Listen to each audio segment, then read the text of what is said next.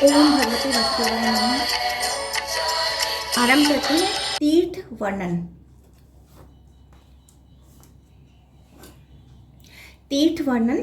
मुनियों ने कहा, धर्म के ज्ञाता सूत जी, पृथ्वी पर जो जो पवित्र तीर्थ और मंदिर हैं उनका वर्णन कीजिए। इस समय हमारे मन में उन्हीं का वर्णन सुनने की इच्छा है। लोमहर्षण जी बोले, जिसके हाथ पैर और मन काबू में हो तथा जिसमें विद्या तप और कीर्ति हो, वह मनुष्य तीर्थ के फल का भागी होता है। पुरुष का शुद्ध मन, शुद्ध वाणी तथा वश में की हुई इंद्रियां, यह शारीरिक तीर्थ हैं जो स्वर्ग का मार्ग सूचित करती हैं। भीतर का जो दूषित चित्त तीर्थ स्नान से शुद्ध नहीं होता है।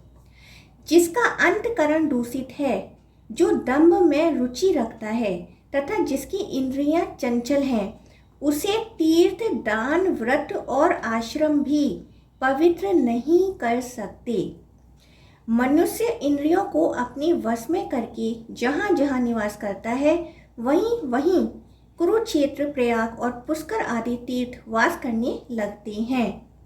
तीर्थवरों, अब मैं पृथ्वी के पवित्र तीर्थों और मंदिरों का संक्षेप से वर्णन आरंभ करता हूँ। सुनो। पुष्कर, नैमिषारण्य, प्रयाग, धर्मारण्य, धैनुक, चंपकारण्य, सैंडवारण्य, मगधारण्य, दंडकारण्य, गया, प्रभास, श्री तीर्थ, कनखल, भृगुतुंग, हिरण्याक्ष, भीमारण्य, कुशस्थली, लोहाकुल, केदार, मंदरारण्य, महाबल, कोटि तीर्थ, रूप तीर्थ, सूकर, चक्र तीर्थ, योग तीर्थ, सोम तीर्थ, साकोटक, कोकामुख, बदरी शैल, तुंगकूट, स्कंदाश्रम, अग्निपद, पंचशिख, धर्मोद्धव, बंद प्रमोचन, गंगा द्वार, पंचकूट, मध्यकेसर, चक्रप्रभ, मतंग, कुशदंड, दृष्टाकुंड, विष्णु तीर्थ, सार्वकामिक तीर्थ, मत्स्य तिल, ब्रह्माकुंड, व्रहिकुंड, सत्यपद, चतुस्रोत, चतुश्रंग, द्वादशधार, मानस, स्थूल श्रृंग, स्थूल दंड, उर्वशी, लोकपाल, मनुवर, सोमशैल, सदाप्रभ, मैरुकुंड, सोमाभिषेचन तीर्थ, महास्रोत, कोटरक, पंचधार, त्रिधार, सप्तधार, एकधार, अमरकंटक, सालग्राम, कोटिद्रुम, बिल्वप्रभ, देवहृद, विष्णुहट, शंखप्रभ, देवकुंड, वजायुद्र, अग्निप्रभ, पुनांग, देवप्रभ, विद्याधर तीर्थ, गांधर्व तीर्थ, मणिपुर, गिरी, पंचहद, पिंडारक, मलव्य, गौप्रभाव, गोवर, वटमूल, स्नानदंड, विष्णुपद, कन्याश्रम, वायुकुंड, जम्बूमार्ग, गभस्ती तीर्थ, यजातिपतन, भद्रवट, महाकालवन, नम्रता तीर्थ, तीर्थवज्र, अभुद्र, पिंग तीर्थ, वशिष्ठ तीर्थ, पृथु संगम, दौर्वासिक,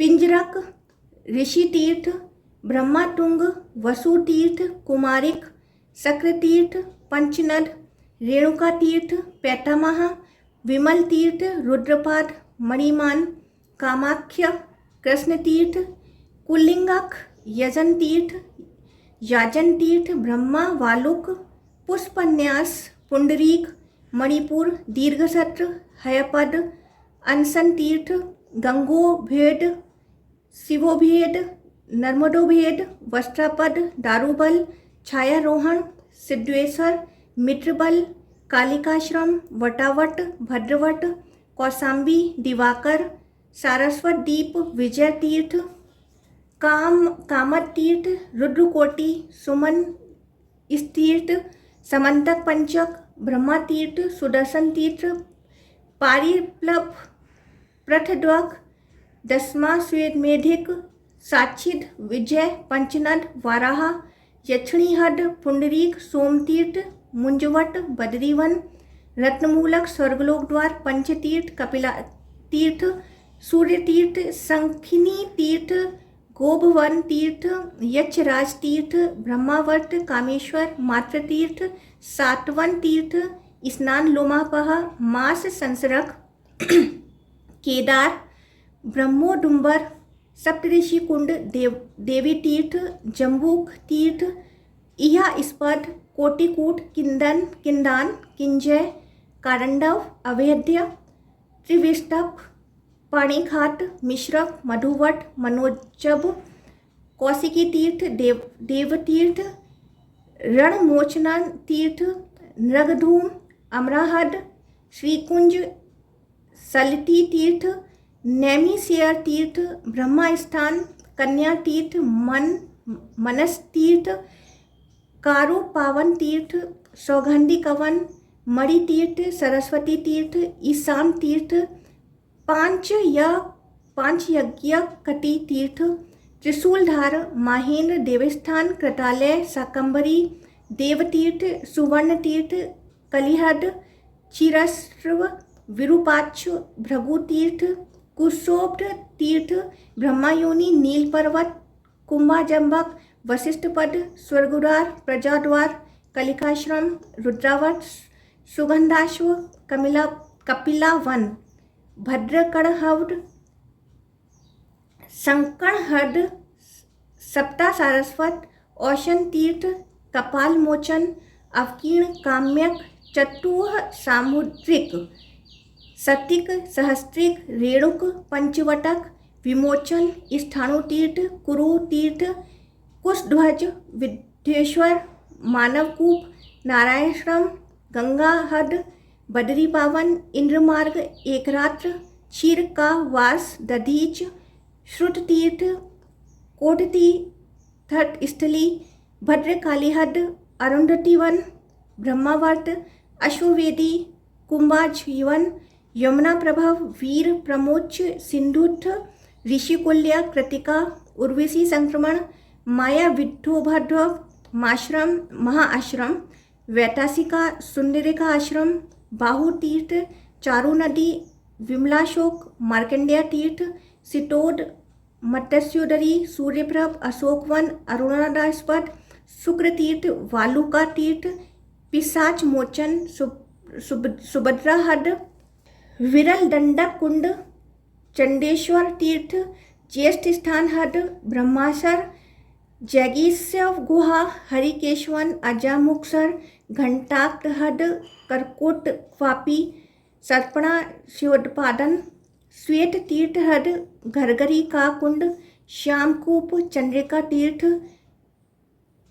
शमशान स्तंभकूप, विनायक हद, सिंधुदर्कूप, ब्रह्मासर, रुद्रावास, नागतीर्थ, पुलोम तीर्थ, भक्तहद, क्षीरसर, प्रेतधार, कुमार तीर्थ, कुशावर्त, ददी कन्नो दपानक, संग तीर्थ, महातीर्थ, महानदी, गयशीर्ष, अच्छवट, कपिलाहृद, गृधव्रत, सवित्री हद, प्रभासन, शीतवन, योनिद्वार, धन्यक, कोकिला तीर्थ, मतंगहद, पितृकूप, सप्तकुंड, मणिरत्नहद, कौशिक तीर्थ, भरत तीर्थ, ज्येष्ठाली का तीर्थ, कल्पसर, कुमारध्वरा, श्रीधारा, गौरी शिखर, सुनकुंड, नंदी तीर्थ, कुमारवास, श्रीवास, कुंभकर्णहद, कौशिकी हद, धर्मतीर्थ, कामतीर्थ, उद्वालक तीर्थ, संध्या तीर्थ, लोहितावर्ण, शिणोधब,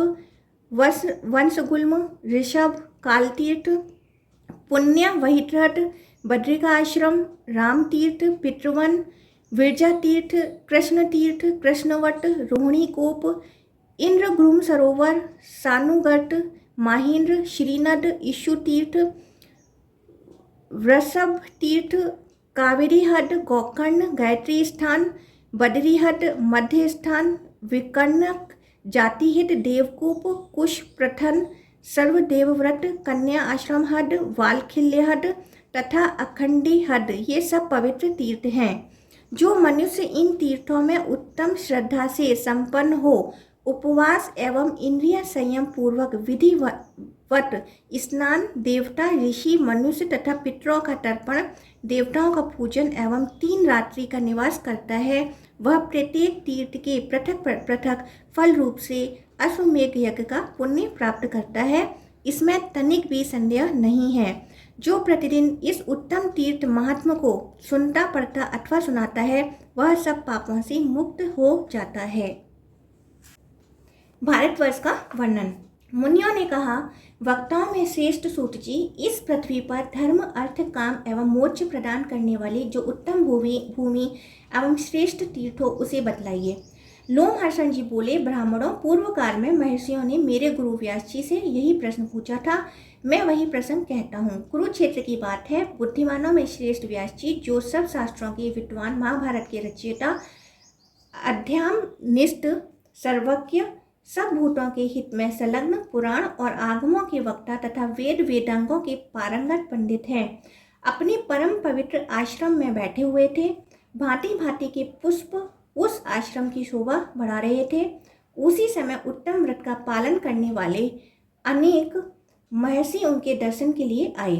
कश्यप, जमदग्नि, भारद्वाज, गौतम, वशिष्ठ, जैमिनी, धौम्य, मार्कंडेय, वाल्मीकि, विश्वामित्र, सतानंद, वातस्य, गार्ग्य, असुरी, सुमंत, भार्गव, कण्व, मेधातिथि, मांडव्य, चवन, धूम्र, असित, देवल, मौद्गल्य, तृणयज्ञ, पिप्पलाद, अर्कटवर्ण, संवर्त, कौशिक, रैभ्य, मैत्रेय, हरित, सांडिल्य, विभांड, दुर्वासा, लोमस, नारद, पर्वत, वैशंपायन, गालव, भास्करी, पूरण, सूत, पुलस्त्य, कपिल, पुलह, देवस्थान, सनत कुमार, पैल, कृष्ण तथा कृष्णानुभौतिक, ये तथा और भी बहुत से मुनिवर सत्यवती नंदन व्यास को घेर कर बैठ गए।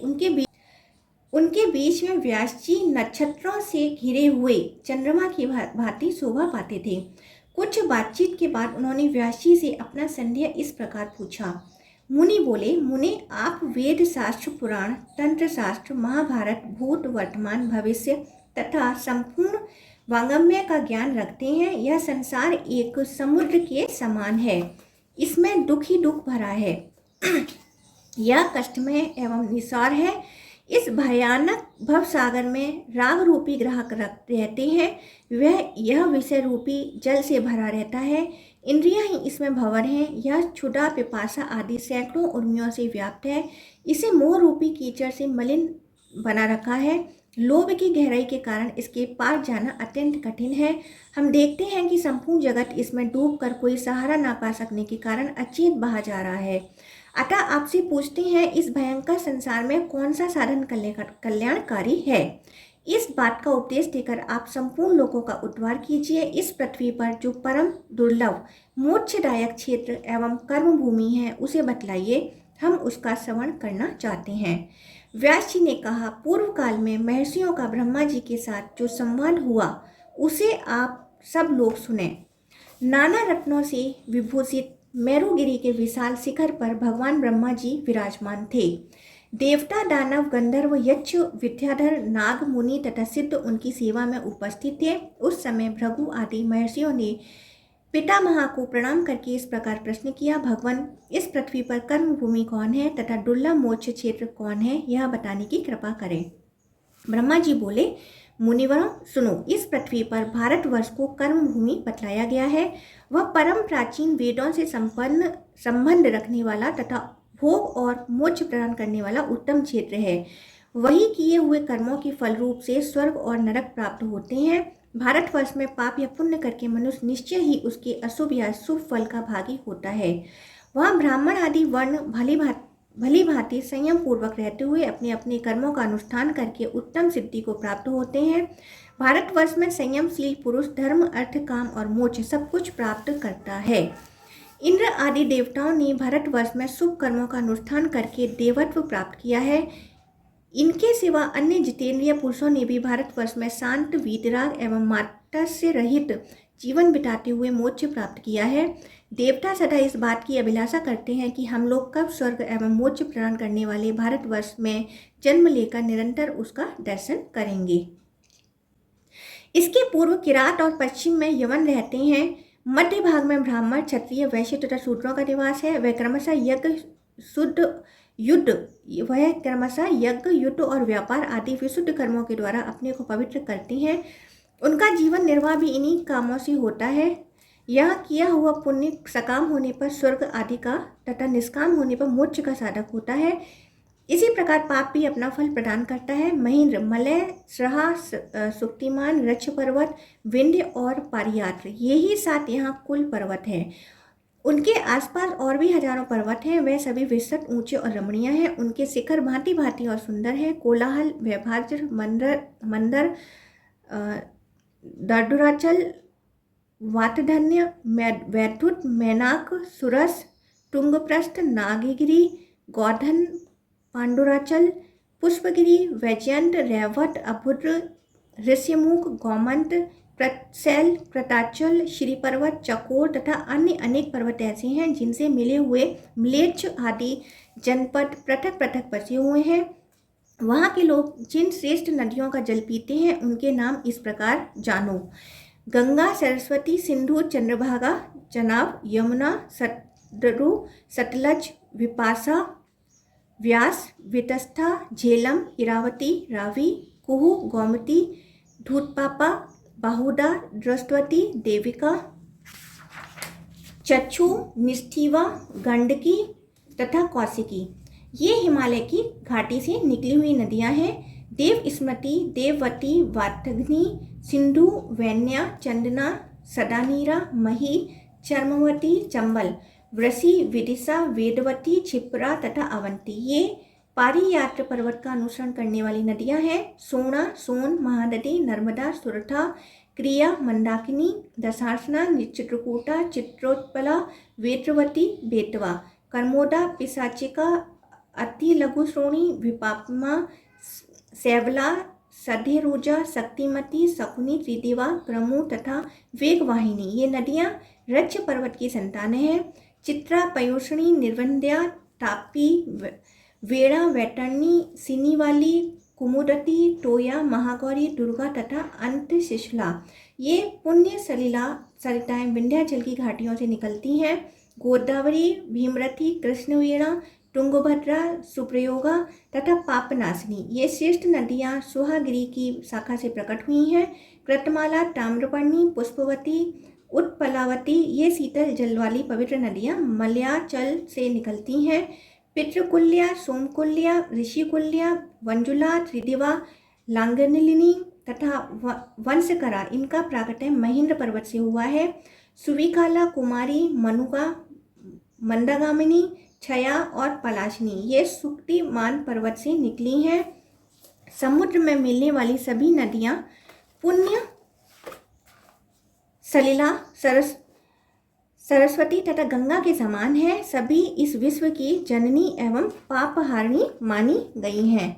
इनके अतिरिक्त भी सहस्रों छोटी छोटी नदियाँ बताई गई हैं, जिनमें से कुछ तो केवल वर्षा काल में बहती हैं और कुछ सदा ही जल से पूर्ण रहती हैं।